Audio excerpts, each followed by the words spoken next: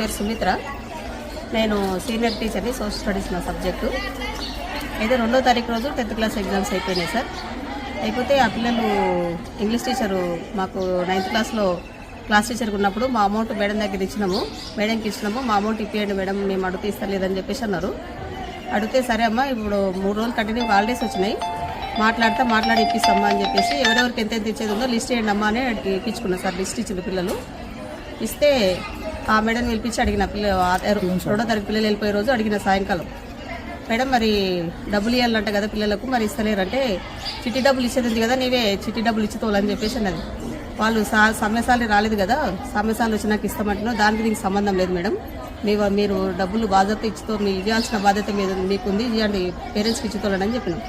అయితే పేరెంట్స్ పిల్లలు ఎమ్మడి పడితే వెళ్ళిపోయింది, స్పీడ్గా వెళ్ళిపోయింది, రోడ్ కాడికి వెళ్ళిపోయి ఫోన్ స్విచ్ ఆఫ్ పెట్టుకున్నది, ఇంటికి వెళ్ళిపోయింది, బండి లిఫ్ట్ ఆపుకొని ఇంటికి వెళ్ళిపోయింది. అయితే పేరెంట్స్ నా దగ్గరకు వచ్చి నేను వెళ్ళిపోయాను, 5:30 అవుతుంది, ఇంటికి వెళ్ళిపోయాను. ఇంకా పేరెంట్స్ 2-3 నాకు ఫోన్ చేసారు, సార్ ఒక్కరోజు టైం ఇవ్వండి, నేను ఆఫీసర్స్ దగ్గర కూడా డిఓ ఆఫీస్ కూడా ఫోన్ చేసి మాట్లాడతా, మరి దాని మీద ఏం నిర్ణయం తీసుకోమంటారు, మేడం పిలిపించి అడుగుతారా ఇట్లను అని చెప్పేసి నేను జిసిడిఓ మేడం కూడా, మా హెడ్ ఉంటుంది సార్, జిసిడిఓ మేడం కూడా ఫోన్ చేసిన. అయితే మేడం ఉండి అమ్మ నీవు ఏరాదా, నీవు ఇచ్చి తర్వాత ఇప్పించుకోరాదా అని చెప్పేసి అన్నది సార్. 4,000 అమౌంట్, నా దగ్గర కూడా అంత అమౌంట్ లేదు, నేనే ఎట్లా ఇస్తాను మేడం అని చెప్పేసి అన్న. నెక్స్ట్ డే పేరెంట్స్ వచ్చిండ్రు, వాళ్ళ పేరెంట్స్ వచ్చిండ్రు, ఎవరైతే డబ్బులు టీచర్ ఎవరికైతే డబ్బులు పేరెంట్స్కి ఇచ్చేది ఉందో వాళ్ళు వస్తే కూర్చోబెట్టిన సార్. కూర్చోబెట్టి మాట్లాడితే మేడం పేరెంట్స్ డబ్బులు అడుగుతున్నారంటే అప్పటికప్పుడు నేను లెక్క చేసి పేరెంట్స్కు డబ్బులు ఇచ్చింది సార్. అయితే ఈ 9th క్లాస్ యామిని అనే పాప వాళ్ళ అమ్మ పైన కొంచెము నిన్న 2వ తారీఖులో దురుసుగా మాట్లాడిందని చెప్పేసి మా పేరెంట్స్ మహిళా సంఘం వాళ్ళని కూడా, గీతా మేడం వాళ్ళని కూడా తీసుకున్నారు. దురుసుగా మాట్లాడిందని చెప్పేసి యామిని అనే పాప ఆ మహిళా సంఘం వాళ్ళకి ఫిర్యాదు చేసింది. బహుశా అదే మనసులో పెట్టుకున్నదేమో. నిన్న సండే రోజు డ్యూటీలో ఉన్నప్పుడు ఆ పాపను సాయంకాలం స్టడీ అవర్స్లో పిల్లలు ఏం చేస్తారంటే సార్ అబ్జర్వేషన్ చేయకుంటే ఫుడ్ సగం వాడేస్తారు. అయితే ఆ పాపను నేను ఇన్ఛార్జిగా పెట్టిన, అమ్మాయి ఫుడ్ ఎవరైనా వాడేస్తే వాళ్ళ పేర్లు లిస్ట్ అవుట్ చేయాలని చెప్పింది. అందరు తిన్న తర్వాత ఆ పాప ఎప్పుడైనా ప్రతిరోజు లేటుగానే తింటా సార్, లేటుగా నా పర్మిషన్ లేకుండా ఎందుకు తిన్నావు అని చెప్పేసి 3 hours నిల్చోబెట్టిందంట. ఈవెన్ వాటర్కి కానీ లేకపోతే వాష్రూమ్ కూడా పర్మిషన్ ఇవ్వలేదంట.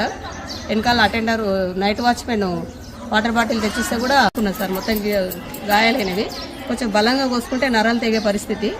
నేను దాన్ని చూసుకొని నా బాధ్యత కదా సార్, నేను వాళ్ళ పేరెంట్స్కి ఇన్ఫామ్ చేసిన ఇట్లా జరిగింది అని చెప్తే పేరెంట్స్ వచ్చి నిన్న వచ్చే లోపల మేడం నాకు 10th స్పాట్ పడిందని చెప్పేసి ఆఫీస్కి వెళ్ళి సెట్టి సార్ నాకు ఫోన్ చేశాడు. ఇంగ్లీష్ టీచర్కి స్పాట్ పడింది, పేపర్ వాల్యుయేషన్కి పడింది అమ్మా అని చెప్తే వెళ్ళిపోయింది సార్. మధ్యాహ్నం వెళ్ళిపోయింది. తర్వాత సాయంకాలం పేరెంట్స్ వచ్చారు. సాయంకాలం అంటే 2 గంటలకే వచ్చారు సార్. వాళ్ళ పేరెంట్స్ని తీసుకొని వాళ్ళ అమ్మ వాళ్ళ నాయన వచ్చిండ్రు. అంటే ఇట్లా జరిగిందనేది మా బాధ్యత కదా సార్, ఆ పాప బాధతో ఇంకేమైనా చేసుకుంటే ఇబ్బంది అని చెప్పేసి పేరెంట్స్కి ఇన్ఫామ్ చేస్తే వచ్చిండ్రు. మాకు ఎవరో ఒకరు మాకు న్యాయం చేసిన దగ్గర ఫోన్ మేడం మిమ్మల్ని ఓనియమని చెప్తే నేను జిసిడిఓ మేడం ఫోన్ చేసిన, డిఓ సార్కి ఫోన్ చేసిన, ఎంఈఓ సార్కి ఫోన్ చేసిన సార్. డిఓ సార్ ఉంటే ఎంఈఓ సార్ని పంపించండు, వాళ్ళతో రిటర్న్గా లెటర్ తీసుకున్నాడు, కంప్లైంట్ లెటర్ తీసుకున్నాడు. ఆ లెటర్ మాకు ఫార్వర్డ్ చేయమని డిఓ సార్ చెప్పిండు. మరి ఈరోజు ఏ యాక్షన్ తీసుకుంటారనేది నాకైతే తెలియదు సార్. జరిగింది ఇది సార్.